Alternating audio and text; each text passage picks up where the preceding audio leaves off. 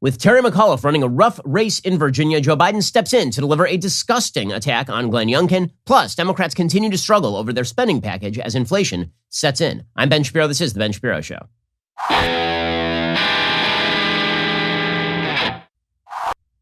This show is sponsored by ExpressVPN. It's time to stand up to big tech, protect your data at expressvpn.com/Ben. Well, you know what's one thing that you would never do? Just take your wallet out of your back pocket, put it on the street, and then wait to see if somebody was going to steal your credit cards. Now, there's a solid shot that maybe someone wouldn't steal your credit card. Somebody might give you back your wallet, or there is always the possibility somebody would just take your cash and take your credit cards and all the rest. Well, if you wouldn't do that, why exactly would you leave your online data for anyone to grab? This is why you need ExpressVPN. Every time you connect to an unencrypted network in cafes, hotels, airports, etc., your online data is not secured. Any hacker on the same network can gain access and steal your personal data. This is like passwords, financial details, etc. It doesn't take much technical knowledge to hack somebody. Just some cheap hardware is necessary. A smart 12-year-old could probably do it. Your data is valuable. Hackers can make up to $1,000 per person selling personal information on the dark web. Why do I use ExpressVPN? I use ExpressVPN because they've got the encrypted tunnel that creates that secure encrypted tunnel between your device and the internet, so hackers can't steal my sensitive data. It's very easy to use. You just download it with one click of a button, and then you fire up the app with another click of a button, and you're good to go. It works on all devices, phones, laptops, tablets, and more. You can stay secure on the go. I use ExpressVPN. You should too. Secure your online data today. Visit expressvpn.com/Ben. That's expressvpn.com/Ben. You can get an extra 3 months for free. expressvpn.com/Ben. Well, Joe Biden is in some very, very serious trouble. The president of the United States, his approval ratings suck. They're very, very bad. He's down in the low 40s at best. On a state-by-state basis, he's really in trouble. There's a poll out from Lansing, Michigan today, and it shows that 67% of people in Michigan believe that the country is on the wrong track, compared to just 20% who believe the country is headed in the right direction. Voter sentiment in Michigan is very polarized. 52% of respondents believe that the state of Michigan is headed in the wrong direction, not just the nation, compared to 33% who believe that Michigan is on the right track. And President Biden's job approvals are now at 40%. 52% disapprove in Michigan. That is a flip from spring, when 50% approved of Biden, with 41% disapproving. Asked to rate their personal feelings toward Biden, the results were very similar. Only 39% shared a positive feeling of the president, 49% a negative feeling. Now, if people feel negatively about the president himself, the president is in a lot of trouble, because Joe Biden has relied for a long time on the idea that he is warm, friendly old Joe, empathetic old Joe. Afghanistan killed the Joe Biden presidency in a lot of ways. I think the thing it killed most of all was the sense that this was a guy who cared. When he made that speech comparing his son Beau Biden's death to the people who were murdered by a terrorist in Afghanistan, I think a lot of people tuned out. I think they turned off. They said, this is not a person who is sympathetic or empathetic. This is a person who says what he needs to say in order to get where he wants to go. And that is really coming back to bite him right now. It's not just people on the right pointing this out. That poll from Michigan is a nonpartisan poll. John King from CNN is pointing out, if Joe Biden remains this unpopular come 2022, the Democrats are just going to get wiped out. The president's approval rating is down to 44%. His disapproval is at 50%. Right. If a year from now the president's numbers are like that, goodbye House, goodbye Senate, goodbye a lot of governor's races. Right. Is that enough to sink Terry McAuliffe right there, the president's approval rating alone? Well, I don't think so, because at the end of the day, Virginia is still a blue state. Okay, but we're about to find out, because Virginia is a very blue state. Joe Biden won that state by 10 points. But if Joe Biden's approval ratings are down in the 40s, could he drag down Terry McAuliffe? Absolutely. And here's the problem for McAuliffe. McAuliffe is basically stuck. He called out Barack Obama. He looks embarrassed by the president of the United States, but he has to call him out anyway, because otherwise it looks as though he is trying to run away from the president of his own party, who's about 5 minutes down the road. The biggest problem for the Democrats right now is that what the McAuliffe race shows is that those suburbs, which Democrats had flipped in 2012 and 2008, and then had flipped again in 2020 after Trump in 2016, those suburbs could easily be moving away from the Democrats again. If they start to lose suburban women, the Democrats are in a real pressing situation. Again, their entire goal in 2012 was to jettison a lot of the old white voters they said had to be left behind in order to forge toward a greater America. They're going to have an intersectional coalition adumbrated by some college-educated white upper-class liberals, and this was going to be the new coalition. And suburban voters, we need some of them, but not all of them. And then Trump came along, and he did really well with the rural voters, and he did pretty well with suburban voters. Not as well as he could have, but pretty well. And then in 2020, because Trump was so personally toxic with a lot of suburban women, they didn't vote for him, they voted for Biden. But those people are still up for grabs. There's a good piece of the Wall Street Journal today showing this.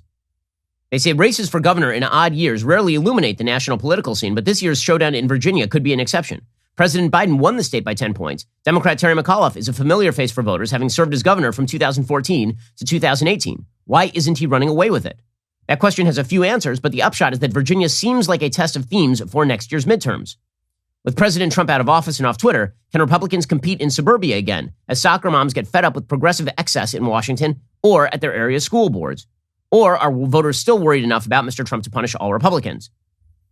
Glenn Youngkin says the Wall Street Journal has run a strong campaign in a state that's been moving left for years. Virginia's most recent Republican high watermark was set by Ed Gillespie. In 2014, he came within 0.8% or 17,000 votes of unseating incumbent Democratic Senator Mark Warner. In Northern Virginia, Mr. Gillespie won Loudoun County by a smidgen, and he lost Prince William County by 3 points. 3 years later, he lost to Ralph Northam by 9 points. This time, Loudoun County went Democratic by 20 and Prince William by 23.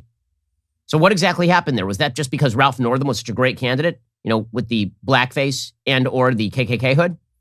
No, it turns out that that was largely attributable to the fact that Trump was really unpopular in the suburbs. Suburban voters swung away from the GOP in 2018. They kept swinging as Democrats took the House in 2018. They swung again in 2020. Now Biden is in the White House. He's taking his cues from progressives in Congress. They are promising extreme policy, and McAuliffe knows it's a problem. He said earlier this month, quote, "We are facing a lot of headwinds from Washington. The president is unpopular today, unfortunately, here in Virginia."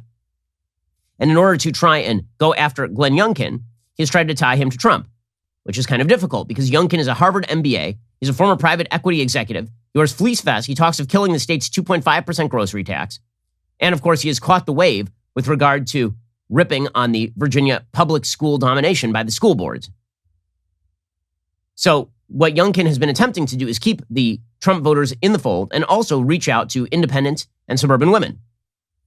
And it's working because right now the polls have the race basically tied with all the momentum on Youngkin's side. Okay, so now things have gotten even more heated because the Loudoun County controversy, which was launched by a report by Luke Rosiak for Daily Wire, talking about how the supposed domestic terrorist parents in Loudoun County were pissed off for a pretty good reason. And one particular parent was pissed off for a very good reason.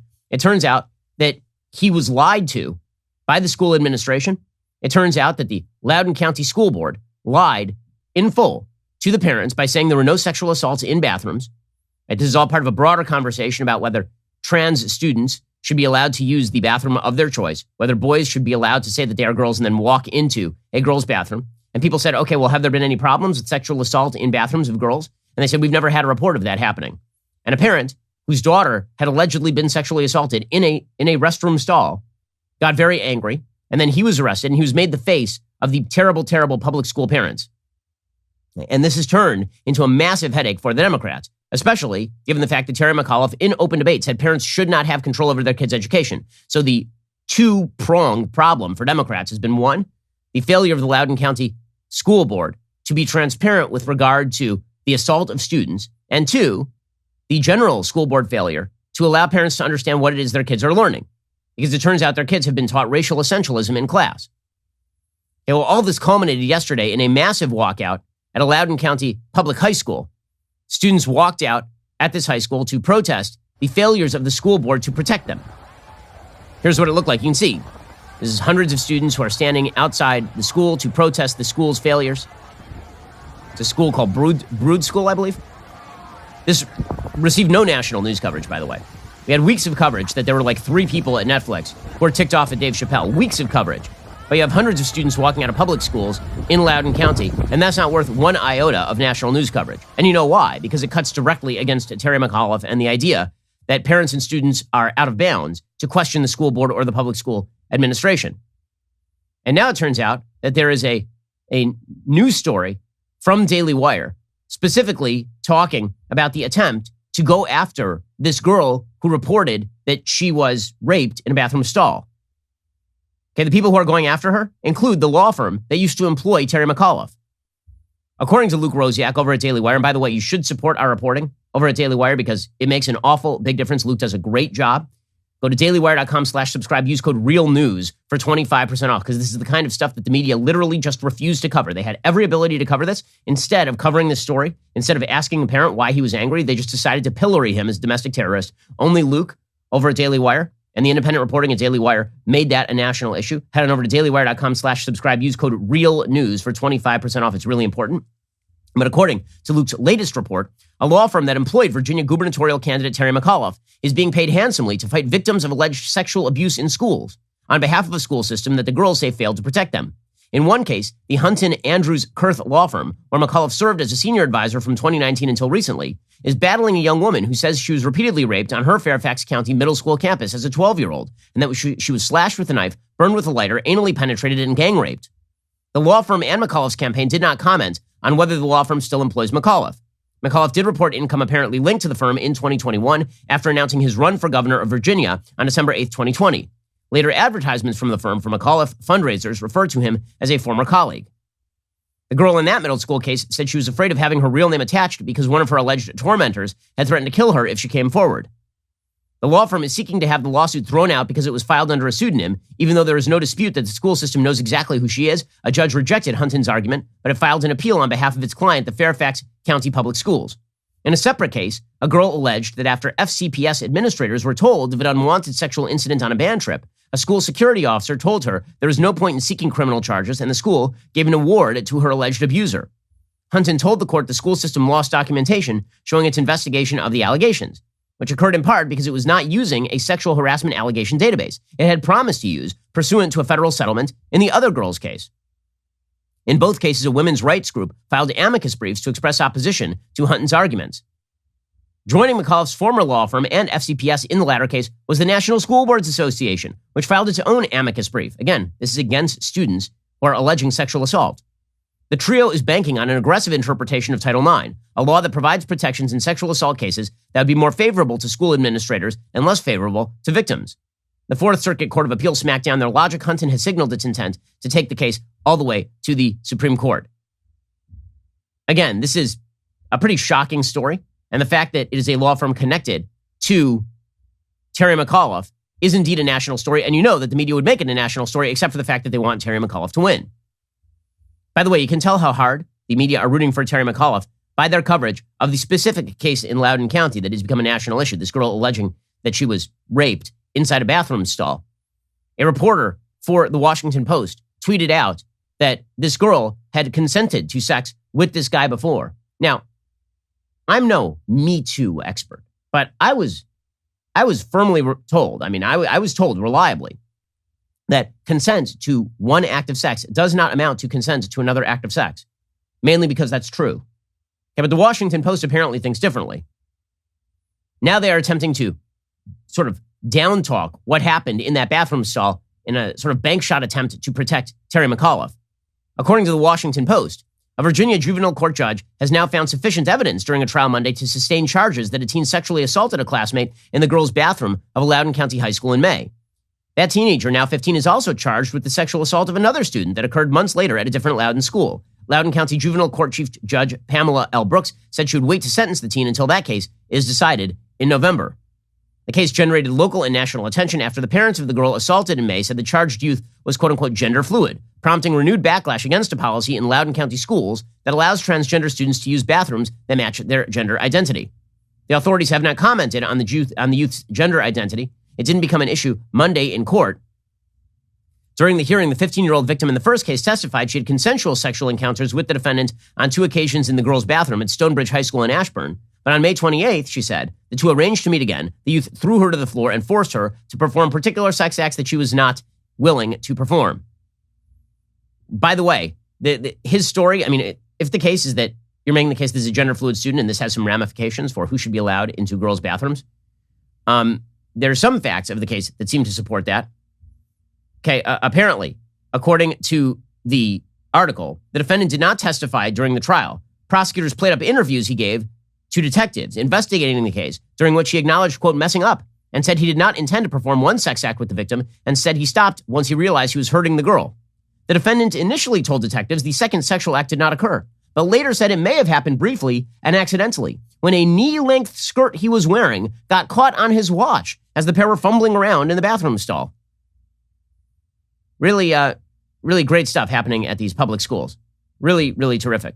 Now, normally, by the way, if this sort of stuff came out about, say, the Catholic Church, this would prompt a nationwide investigation as to just what kind of sexual assaults are allowed on campuses and what the cover-up procedures are. But our media seem less than interested in that particular story. Okay, so all of this does not redound to the benefit of Terry McAuliffe, who have said, again, this ties more broadly and thematically to Terry McAuliffe's statements in a debate, one of the most damaging debate statements I've ever seen, in which he said that parents should not be in charge of their kids' education. Instead, these dopes, who apparently cover up for alleged sexual assaulters, should be in charge of your kids' education. Yeah, well, this means that now he is desperate, and he had to call out Joe Biden, and it did not go great. We'll get to that in just 1 second. First, thieves are pretty innovative at stealing your stuff. The Social Security Administration computer servers are 45 years old. Computer servers at Health and Human Services are 50 years old. Maybe that's how cyber criminals hacked the U.S. Census Bureau's computers, where everything about you is stored. See, the threat of some cyber thief stealing your credit card isn't actually your biggest risk. The biggest risk is he takes over ownership of your home. This is called home title theft. The FBI says it's one of the fastest growing crimes in America. Cyber criminals simply hack into vulnerable government, bank, or mortgage company servers where copies of your home's title is stored. They then forge your signature saying you sold your home to them. Then they borrow on your home and leave you in debt. You're not going to know until the collection notices show up. Protect your most valuable asset, right? The value that you own in your home is almost undoubtedly your most valuable asset. Go to HometitleLock.com, register your address, see if you're already a victim, and use promo code RADIO for 30 free days of protection. Again, that is HometitleLock.com, promo code RADIO, HometitleLock.com, promo code RADIO for 30 free days of protection. That's HometitleLock.com, promo code RADIO. Go check them out and protect yourself from this form of crime right now. Okay, so all of this leads up to, we are now nearing the end of the campaign. The election is next week, and Joe Biden is called in. He hobbles into Virginia. His closing pitch is not that Terry McAuliffe is going to be a good governor of Virginia. His closing pitch is Trump, Trump, McTrump, Trump, McTrumpy, Trump, Trump, McTrump, Trump, Trump. Now, you may have noticed that Donald Trump isn't running for governor of Virginia. You may have noticed that Donald Trump does not hold any public office. You may have noticed that Donald Trump did not campaign with Glenn Youngkin. So he has nothing to do with this race. But the Democrats have to rely on Trump in order to get out their base, because when Trump's not on the ballot, their base doesn't care. So Joe Biden instead just says Trump over and over and over and over. This is not a Trump rally. Donald Trump. Donald Trump. Donald Trump. Donald Trump? Now he doesn't want to talk about Trump anymore.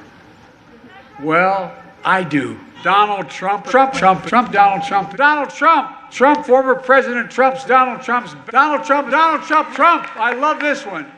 Trump. Donald Trump. Donald Trump. Donald Trump. Trump. Trump. Okay, so what do you think their theme is? You getting any hints here? Okay, just say Trump over and over, because this old doddering fool of a president who's botched the easiest presidency in the world. This is the easiest presidency ever. He inherited a vaccine. He inherited an economic boom because we were going to come out of the pandemic. All he had to do was sit there and continue to be barely sentient. That's all he had to do. And he somehow blew that. All he has, and all the Democrats have, is shouting Trump's name. That's it. And of course, lying about Glenn Youngkin. Because the idea is that you can say anything. You want it, by the way, this is how they got Trump. The way they got Trump is by saying that people like Mitt Romney, milquetoast human beings. Mitt Romney is the least offensive human being who has ever walked the earth. Truly. He's as bland as a piece of bread with not even with butter, with margarine. Okay, that's who Mitt Romney is. And Joe Biden got up during the 2012 campaign and said that Mitt Romney was going to re-enslave black Americans. Okay, the Democrats during that campaign said that Mitt Romney strapped dogs to the top of his car, forcibly cut the hair of gay kids, was some sort of cruel bigot and bully, and had binders full of women, not because he wanted to hire women, but because he hated women. They said all that about Mitt Romney, who is basically dull as ditch water. And so they're going to try and do that again with now Glenn Youngkin, who again does not match the profile. When you do that, Republicans immediately say, okay, fine, whoever punches you guys in the mouth, we're good with. And you want more Trump, this is how you get more Trump. But maybe that's what they want, right? Maybe the idea is that if we call everybody Trump, maybe they'll actually nominate people like Trump. In any case, this was Joe Biden's pitch. So he claims that Glenn Youngkin wants to ban books. This is just an outright lie. It is not true. Okay, and that's not me saying that. That is the Washington Post saying that. Here is Joe Biden just lying because he is a doddering old liar. Just to look how he's closing his campaign. He's gone from banning a woman's right to choose to banning books written by a Pulitzer Prize and Nobel Prize winning author Toni Morrison. Okay, he doesn't want to ban books. There's no evidence that Glenn Youngkin has called for banning books.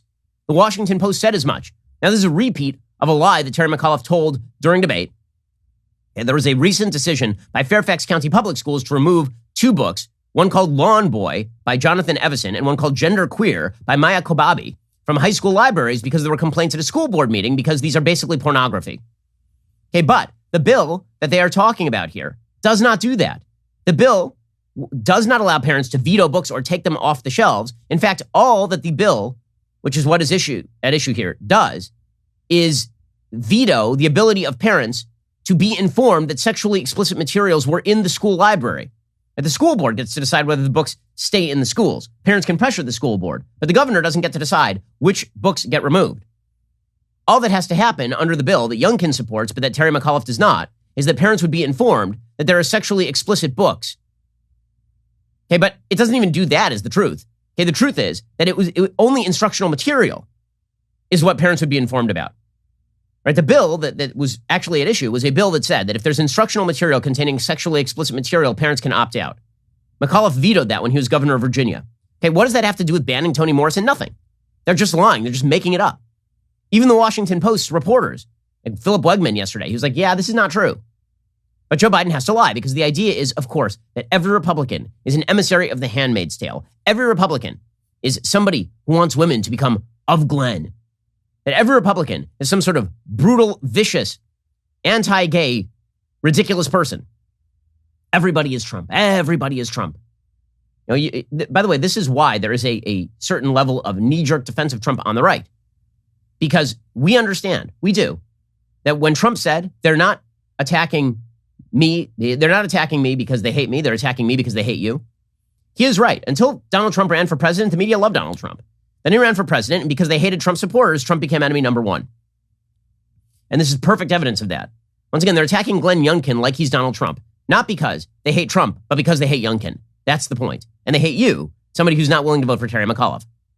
Joe Biden makes that absolutely 100% clear. We'll get to that in 1 second. First, right now, there are just not enough workers in the economy. Right? We have literally 10 million open jobs in the United States and not enough people to fill those jobs. That means that if you're an employer, it is very difficult right now to find the right employee. This is why you need ZipRecruiter.com. When you post a job on ZipRecruiter, they send your job to over 100 top job sites, giving you access to their network of millions of job seekers. ZipRecruiter's matching technology scans resumes to find qualified candidates for your open roles and then proactively presents them to you. You can easily review recommended candidates and invite your top choices to apply for your job, which encourages them to apply faster. According to ZipRecruiter internal data, jobs where employers invite candidates to apply get 2.5 times more candidates. ZipRecruiter's technology is so effective that 4 out of 5 employers who post on ZipRecruiter get a quality candidate within the very first day. And right now, you can try ZipRecruiter for free at this exclusive web address, ZipRecruiter.com/dailywire. That's ZipRecruiter.com/DAILYWIRE, ZipRecruiter.com/dailywire. Go check them out right now. ZipRecruiter is indeed the smartest way to hire. ZipRecruiter.com/dailywire to give it a try for free. Okay, so then Joe Biden gets to the meat of the matter. Okay, the meat of the matter is that everybody who is not on Joe Biden's side of the aisle is a criminal. Okay, so in the middle, this is really one of the most despicable things that Joe Biden has said. Remember, this is Captain Unity over here. This is the great unifier, not a divider. He was somebody who's going to bring us all together. He was going to be a president for all Americans, not just Americans who voted for him, who agreed with him. I said at the time of his inaugural, when he said unity, there are 2 ways to interpret unity. One way to interpret unity is unity while acknowledging diversity, meaning we all have different opinions on this, but we're still brothers and sisters and we can respect one another. That's one way to achieve unity. We try to do that on the show a lot, right? I have conversations with people on the other side of the aisle, very nice conciliatory conversations where we clarify what we agree with, what we disagree with, and then we go home friends, right? We try to do that. That's one form of unity. And then there's the other form of unity, which is sit down and shut up because Joe Biden wants to do what Joe Biden wants to do. I think it is perfectly clear at this point which kind of unity Joe Biden is seeking. He made that absolutely clear last night in one of the most despicable things that Joe Biden has said as president. So he goes and he's attacking Glenn Youngkin. Again, Harvard MBA, former hedge fund guy. Glenn Youngkin is not a rabble-rouser in any way, shape, or form. And here is Joe Biden suggesting that Glenn Youngkin is equivalent to people who broke into the Capitol building on January 6th and assaulted police officers. Here we go. Extremism can come in many forms. Can come in the rage of a mob driven to assault the Capitol. It can come in a smile and a fleece vest. Either way, the big lie is still a big lie. So, Virginia, show up. That's disgusting. I mean, that's truly vile. So you are now comparing Glenn Youngkin, a candidate for the Virginia gubernatorial seat, who is trying to defend parents from the school boards and trying to stop children from being indoctrinated in the notion that America is systemically racist. And he's trying to get rid of, like, the grocery tax. You're comparing that guy to people who broke into the Capitol building, baying for Mike Pence, and assaulted police officers. And then you wonder why the right just refuses to side with the left on anything. It's because of this. I said this the day after January 6th. That after January 6th, I said January 6th was despicable. It was terrible. What people did on that day is really gross. Attacking police officers is criminal behavior. Criminals should go to jail. I said all of that. I also said that this was going to be used by the left as a baton to wield against everyone who disagreed. It was going to be used. And this happened over and over. I told this, Malcolm Nance did this when I was on HBO with Malcolm Nance. He did this. He said it was 30,000 people attacking the Capitol building. It was not. There was several hundred people attacking the Capitol building at best. And that was a minor contingent of people who were actually at the Stop the Steal rally on January 6th. I didn't even agree with the people at the Stop the Steal rally. But the tripartite conflation is amazing. It went from the rioters are bad to anybody who was at the rally is a rioter, to anyone who supported Trump is a rioter, to anyone who is conservative at all, whether or not you supported Trump, is a rioter. Right? This is the move. The move is you disagree with me and you're equivalent to a criminal. And then you wonder why we are paranoid about you labeling parents domestic terrorists. Of course you're labeling parents domestic terrorists. Because after all, if they oppose you, they are domestic terrorists, according to you. Glenn Youngkin is equivalent to January 6th criminals. Right? They're all the same. I mean, what a vile statement by Joe Biden, but perfectly predictable because, again, he is not kindly old Joe. He's a pathetic career politician who has never earned his own money a day in his life. Even the period when he was out of government, he was earning based on the fact that he had been inside government. He is a leech on the public trust. The president of the United States is a career-long manipulator and liar, going all the way back. And the fact that he was ever seen as this sort of nice guy is kind of bewildering to me. The American people, by the way, now agree with this. Americans are not in the mood for the Joe Biden nice old man routine because they don't think that he is a nice old man. They think that he is a venal, corrupt old politician, which is exactly what he is, who's masquerading as a moderate, but actually acting as a Trojan horse for radical extremist policy. That's what this presidency is. And he's demonstrating it. He's out there doing it. There is something, I would say, almost tragic about the sort of images that emerge from this administration of this very geriatric gentleman who presents this decaying face of an authoritarian bureaucracy that wants to control every aspect of your life while celebrating itself. It's kind of, honestly, like it's very sad for our country to have devolved to this point. Truly. Here's the president of the United States yesterday jabbering like an idiot, because this is what he does frequently. We're taking a page from Terry's book when he was governor and when he'd be governor next time. We're emerging from this pandemic. We want to expand pre-K for 3- and 4-year-olds, millions of pre-K students. I don't even know what he's talking about. I love Terry McAuliffe in the background clapping like he understands what the hell Joe Biden just said. Other than he wants to make Trump available to everyone. Right? This is the person who wants to control every aspect of your life. This is the person who says that you, the parent, should not control your own child's education. This is the person who says that if you oppose him and you oppose any of his policies, you're equivalent to people who assaulted the Capitol building and tried to kill the vice president. That's that guy. And when he says that extremism can come in many forms, extremism or political radicalism, not terrorism, political radicalism can look like a doddering old man who can barely stumble through a paragraph. And today, that's exactly what it looks like. In fact, it looks like a bunch of ridiculous buffoons dancing on stage. And just a quick recommendation to our politicians, don't dance on stage. It's never good. I'm going to have to put together a compilation of politicians dancing on stage. Like, some of us know that we're bad dancers. And then, unless explicitly at a concert and pulled up on stage, we just will not dance. And even if that does happen, we're embarrassed. That did happen to me one time. It was very embarrassing.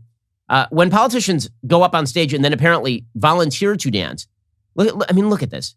You got Joe Biden in the middle. He's got his coat turned up because apparently it's cold. and he's bent over, like over himself. And then you've got Terry McAuliffe dancing like a ridiculous human being. I don't even know what he thinks he is doing. Just ridiculous. And all these white people clapping to themselves. And there's Terry McAuliffe doing the inflatable man outside the car wash. These are honestly, honest to God, if you vote for this in Virginia, you deserve what you get. I'm with H.L. Mencken. The American people get what they deserve good and hard. They're getting it in California with Gavin Newsom, where they voted overwhelmingly to keep him in office. And if you vote for McAuliffe, you deserve what you get, frankly.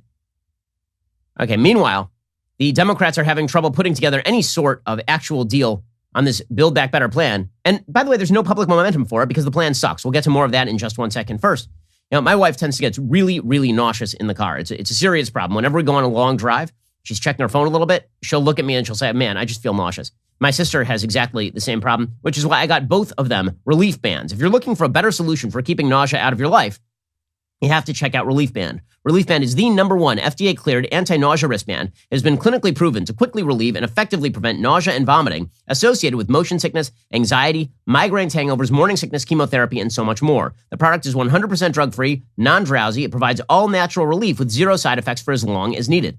The technology was originally developed over 20 years ago in hospitals to relieve nausea from patients, but now, through Relief Band, it's available to the masses.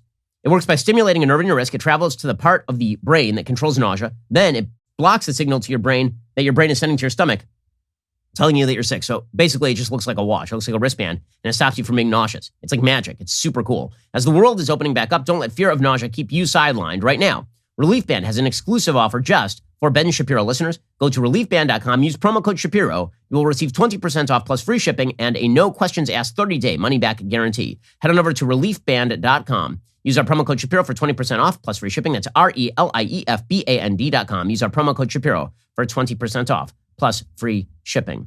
Alrighty, we'll get to more in just a second. First, I don't know about you. I'm very excited that Allison Williams has now signed with Daily Wire. So Allison, of course, was thrown out of ESPN because she already had natural immunity from COVID and wanted to get pregnant, and she was concerned about the vaccine. So basically they said, it's your job or you're getting the jab. And so she resigned. And we don't believe that it is right for this to happen to people. We believe that you should be able to keep your job and make your own personal health decisions based on your own personal risk assessment. And so we hired her, not just because she happened to be fired wrongly or left or forced into resignation wrongly, but also because Allison is a really talented person. And if the left keeps canceling people, we are going to keep uncanceling people. If the left wishes to cancel Dave Chappelle, man, I will be on the horn with that guy so fast it'll make our head swim. Here at the Daily Wire, this is what we are going to do. We need your help to do it. It's expensive, but it's really important because we're not just bringing great content on board for you to enjoy at Daily Wire. We're helping fight back against the leftist cancel culture that is making all of our lives more miserable. If you want premium entertainment and sports content without the woke, become a member at dailywire.com/subscribe. Use code DONOTCOMPLY at checkout for 25% off. We're building a movement against leftist Hollywood and Joe Biden's unconstitutional mandate, but we need your help. So go to dailywire.com/subscribe. Use code DONOTCOMPLY for 25% off. Join the fight. Also, you know about Morning Wire. Morning Wire is great. It's been topping all the Apple and Spotify charts, but we need your help. So if you're listening, you need to go over to Apple and Spotify and leave us a review. Subscribe. Start listening right now to Morning Wire if you're not on Apple or Spotify or wherever you listen to podcasts. That helps us keep the show trending toward the top of the charts. You're listening to the largest, fastest growing conservative podcast and radio show in the nation.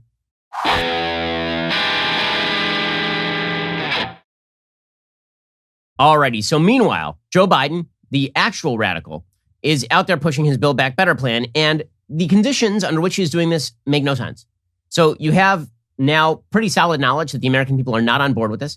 They are very worried about inflation, and so Joe Biden is telling them, I'm going to toss more money at the problem, which of course creates more inflation. Inflation is a monetary phenomenon. Throw more money at fewer goods, and you will get higher inflation, period. And it's happening all over the economy. For example, a Mississippi trucking CEO named John Stomps yesterday, he was saying he's now experiencing the worst worker shortage they've ever seen because so many people have been paid to stay home. Here he is explaining. Truck after truck sits unmanned and unused in Total Transportation's Mississippi parking lot. It's the worst that I have ever seen. How many tractors do you have parked here because there's not a driver to fill it? We have 910 tractors total in our fleet, and today we're sitting at this, as of this morning, where we're 47 open. And CEO John Stomp says his worker woes are minor compared to some of his competitors. This, of course, is exactly right. Mohammed El-Arian, who is an advisor to Barack Obama, he's been a guest on our show before. He says inflation is here to stay. This is not going away. It is not transient anymore. If we're still pumping money into the system as far as stimulus, and you've got Congress implementing trillions more in spending, how can these prices ever come down? In fact, won't they just go higher? Final thought.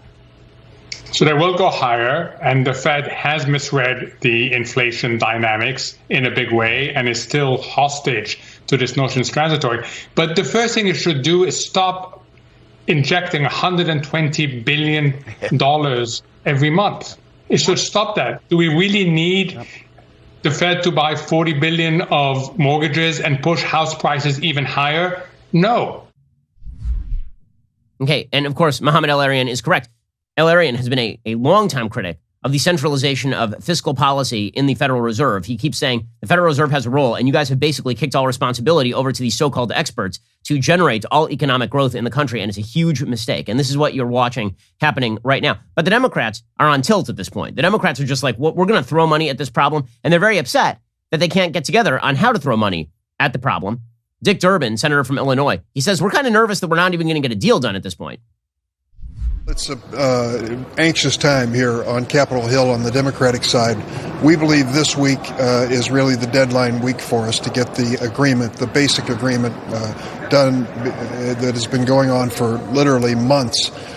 We have so many important issues at stake here. I agree with Joe Manchin's observation. We are close to the finish line. The president is engaged completely in this. I think we can get it done this week. Okay, but if they get it done, they lose because the plan's really bad. And if they don't get it done, they lose because they look incompetent. So they've now put themselves in a box. Again, all Joe Biden had to do was just be a tree stump. That's all he had to do. He was elected to be an inanimate object because that was what everyone thought he was, an inanimate object. It turns out instead, he was not a fully inanimate object. He was more like a Chucky doll. He was just sitting there on the shelf, looking kind of scary, but not capable of doing anything. And then at night, he comes alive and passes Ayanna Pressley's economic plans. That's basically where we are right now. Okay, there's only one problem for the Democrats, of course, which is they have to bridge the gap between Kyrsten Sinema and Joe Manchin and the progressives, which is kind of tough.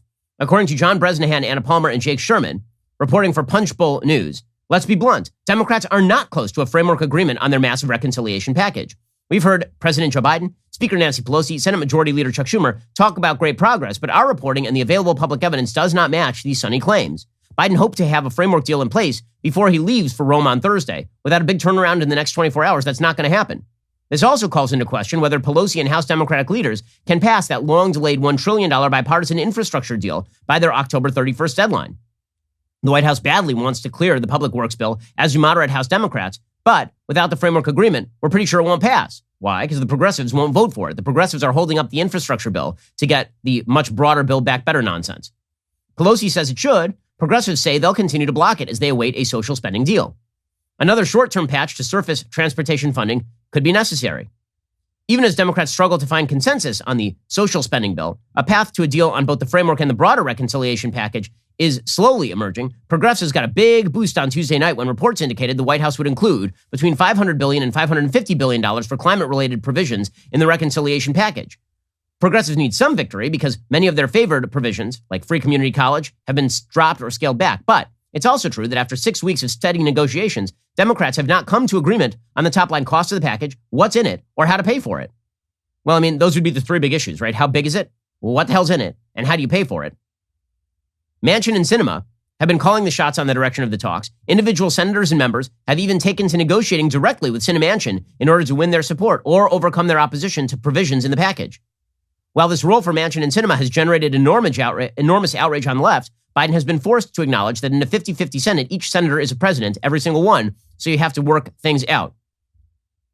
They say, at the moment, yikes, because there is no actual understanding on how to pay for the legislation at all. Senate Finance Committee Chair Ron Wyden has his billionaire income tax proposal that he has been pushing. It's a 107-page proposal, which always is great. It would supposedly impact only 700 Americans and generate $300 billion in revenue. But again, what this really is stealing money that does not exist because he wants to tax non-realized capital gains. But Manchin might not support that. Ironically enough, one of the things that's happening here is that Democrats may pass this bill with the wealth tax attached so they can pretend that they're paying for this thing and then wait for the Supreme Court to strike it down. So they can pass a politically unpalatable provision in a broader bill, knowing the politically unpalatable provision will never come to the light of day. So they get the credit for the passage, but they don't get the blame for actually having to implement any of that. Jonathan Chait's openly tweeting that, quote, "The Democrats' billionaire tax is probably going to get struck down by the right-wing Supreme Court. But that can help Democrats pass the bill." That's where that's saying the quiet part out loud right there, is that you're openly passing parts of a bill you know will be struck down because you're simply hoping to get something done here. Okay, so when it comes to the moderates, it's pretty clear they're in control. Jen Psaki said yesterday that Joe Biden had extra pep in his step after meeting with Joe Manchin yesterday, which a little extra pep in Joe Biden's step means that he was merely dragging himself bodily across the floor. I will tell you the president had a little extra pep in his step after he had the breakfast with Senator Manchin and Senator Schumer, or Leader Schumer, this weekend. And he was really encouraged by the agreement about moving forward and wanting to get things done. So it does feel, I know for people watching, like this is very messy and we're never going to get there. But this is always what it looks like when you're near the finish line. Or when you're not near the finish line, actually. Right? Actually, we don't know which one that is. Maybe they're near the finish line, but it looks messy and like you're not going to get there when you're not near the finish line, and apparently also when you are near the finish line. For Joe Manchin's part, he's like, I don't even know where I belong in this party anymore. Yeah, we know. We know, Joe. Have you ever thought my life would be easier for you if you shifted to being a Republican? And somebody have said recently that, people have approached you about doing that. No, I've never thought from this. What I'm telling you now is who I am. Do you think by having a D or an I or an R is going to change who I am? I don't think the R's be any more happier with me than D's are right now. Okay? I mean, that's about as blunt as I can put it. So I don't know where in the hell I belong. Now, one of the things that nobody is talking about is the fact that Sinema and Manchin don't even agree on taxes. So you might get one and not the other. According to Axios, the billionaire tax gained currency over the weekend because Sinema signaled her opposition to corporate, personal, and capital gains tax hikes. Manchin has long had concerns about mark-to-market proposals, which try to assess and tax the appreciation of an asset before it has been sold. And now Manchin is saying he has not seen the text of it. So Sinema was kind of in favor of the wealth tax, and Manchin was like, not so much. So now Senate leaders are unveiling a separate plan to impose a 15% minimum book tax on corporations with more than $1 billion in profits. Sinema is proclaiming her support on Twitter. Manchin says that he is comfortable with the plan, but that 15% minimum tax is not going to pay for anything like what they are attempting to pay for right here. Plus, it is going to create disincentives to invest, obviously. Okay, so they really do have a mess here. They keep trying different methods of basically seizing money to pay for stuff that no one really wants. Okay, you can poll the American public on whether they want things like free childcare or they want free college. They'll always say yes. But is it a high priority for them at this time? No. There's no polling data to suggest that the passage of Build Back Better is anything remotely like a high priority for actual on-the-ground Americans, which is why even if they pass this thing, it's just going to drive up inflation and people are not going to be super happy about it anyway. And as Mitch McConnell says, right now it just looks mostly like Democrats are looking for new ways to tax people. Here's the Senate Minority Leader. Our Democratic colleagues and President Biden are behind closed doors dreaming up creative new ways to grab literally historic amounts of the American people's money. Remember, the same socialist spending plans that Democrats claim cost $0 somehow also need staggering new tax hikes to pay for them. Okay, well, this, of course, is true. Now, here's the big problem on the other side. While Joe Manchin and Kyrsten Sinema are in charge, there's every possibility that the progressives decide to wield their weight and just say no to any sort of quote-unquote moderate bill. Because, remember, for their constituents, it's still the case that nothing might be better than something. Here was Bernie Sanders saying that if this spending bill does not include dental and vision for Medicare, which is a major expenditure and may be on the chopping block, then he's not going to vote for it. So you're trying to balance Joe Manchin and Bernie Sanders in order, again, to get a deal done that no one in America gives a damn about. They just want everybody to be left alone so we can go back to work and not worry about whether there are products on the shelves. But instead, you got the President of the United States negotiating with this communist old nut.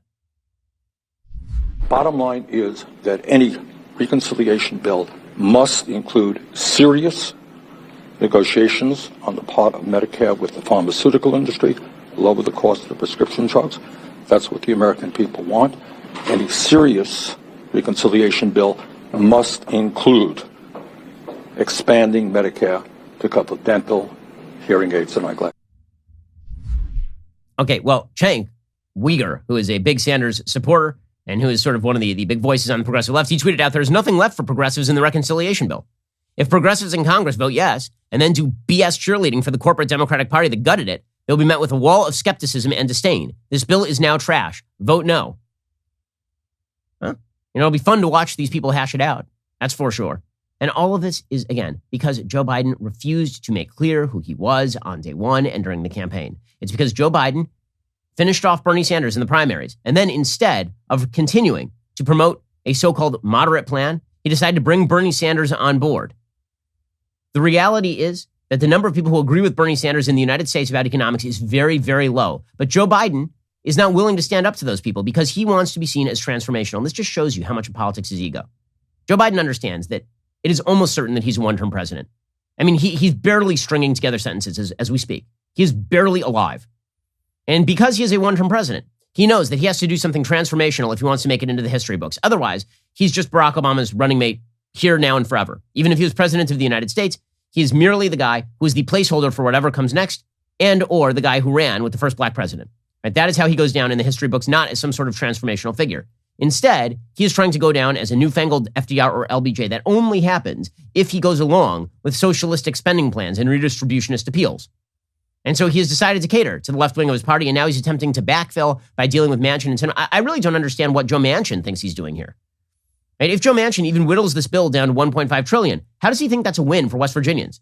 Does he think the West Virginians aren't going to punish him for moving along with Biden, who currently is probably in the 30s or 20s in the state of West Virginia? The bottom line is this. The Democratic Party, in the end, is going to be forced to run on the oppositional notion that Republicans are the extremists. But the more extreme in the policy they pursue, the worse it's going to be for them. And they can't stop themselves. They cannot. Ever since 2008, they've been committed to a far-left course, an ever-encroaching far-left course. And Joe Biden is just the decaying face of that Democratic radicalism. And when the facade falls off, then the Democratic Party is in the biggest trouble it has been in for a very long time. Shockingly, the Democratic Party has now tied its ship to this decrepit, elderly, corrupt politician. And should he fall down, as he is right now, he takes the rest of the party with him. Alrighty, we'll be back here later today with an additional hour of content. In the meantime, go check out The Michael Knowles Show. That is available right now. I'm Ben Shapiro. This is The Ben Shapiro Show.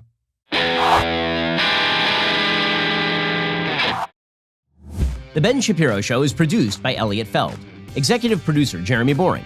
Our supervising producer is Mathis Glover. Production manager, Pavel Wydowski. Associate producer, Bradford Carrington. Host producer, Justin Barber. The show is edited by Adam Sayevitz. Audio is mixed by Mike Coromina. Hair and makeup is by Fabiola Cristina. Production assistant, Jessica Kranz. The Ben Shapiro Show is a Daily Wire production. Copyright, Daily Wire 2021. The Prime Minister of New Zealand admits that the purpose of the COVID lockdowns is to create a new hierarchy, two separate classes of people. Joe Biden's poll numbers tumble in Virginia, and the NIH tries to cover up Fauci's funding of gain-of-function research at the Wuhan lab. Check it out on The Michael Knowles Show.